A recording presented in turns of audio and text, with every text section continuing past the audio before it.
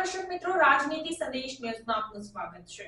અમદાવાદના ખાનપુર ખાતે આવેલ રાઇફલ ક્લબમાં ખેલ મહાકુંભ 2024 અંતર્ગત રાઇફલ શૂટિંગ સ્પોર્ટ્સની કોમ્પિટિશન યોજાઈ। ગુજરાત સ્ટેટ રાઇફલ એસોસિએશન દ્વારા અમદાવાદના ખાનપુર ખાતે આવેલ રાઇફલ ક્લબ ખાતે ખેલ મહાકુંભ 2024 અંતર્ગત રાઇફલ શૂટિંગ સ્પોર્ટ્સની કોમ્પિટિશનનું આયોજન કરવામાં આવ્યું હતું।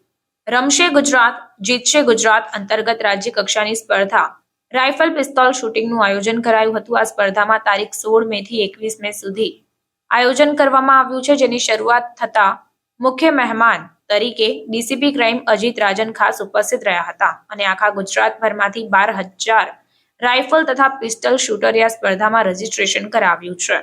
આ સ્પર્ધામાં 24 અલગ અલગ કેટેગરી નક્કી કરવામાં આવી છે, જેમાં rifle pistol 25 metre rapid fire pistol, 22 sports pistol જેમાં 25 મીટર, 50 મીટર, 3 પોઝિશન રાઇફલ તેમજ શોટગન સહિતની અલગ અલગ કેટેગરી કુલ મળીને પ્રથમ, દ્વિતીય અને તૃતીય એમ કુલ 72 જેટલા વિજેતા શૂટર રાજ્યભરમાંથી મળશે। ગુજરાત ખેલ મહાકુંભની શૂટિંગ કોમ્પિટિશનનો રાઇફલ ક્લબમાં પ્રારંભ થયો ત્યારે અમદાવાદ ક્રાઇમ બ્રાન્ચના ડીસીપી અજીત રાજાને બાળકોને પ્રોત્સાહિત કર્યા હતા। આ કાર્યક્રમ અંગે માહિતી આપતા રાઇફલ ક્લબના સેક્રેટરી મનીષ પટેલે જણાવ્યું હતું કે ખૂબ જ મોટી સંખ્યામાં બાળકો ખેલ મહાકુંભમાં ભાગ લેતા થયા છે, જે આવકાર્ય બાબત છે। શૂટિંગ કોમ્પિટિશનમાં પણ રાજ્યભરમાંથી સંખ્યાબંધ બાળકો અમદાવાદ રાઇફલ ક્લબ ખાતે આવ્યા છે અને 10 મીટર માટેની કોમ્પિટિશનનો પ્રારંભ થયો છે। આગામી દિવસોમાં 25 મીટર અને 50 મીટરની કોમ્પિટિશન યોજાશે। શૂટિંગમાં બાળકોનો દિવસે ને દિવસે ક્રેઝ વધતો જઈ રહ્યો છે। શૂટિંગ બાળકોને શારીરિક અને માનસિક રીતે સક્ષમ બનાવે તે માટે ખૂબ જ મહત્વની ગેમ છે।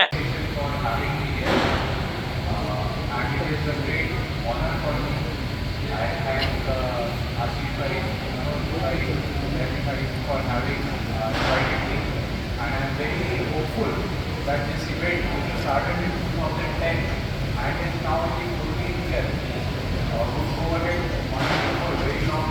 And shooting being such a disciplinary sport, it tests not only character of a person but also control.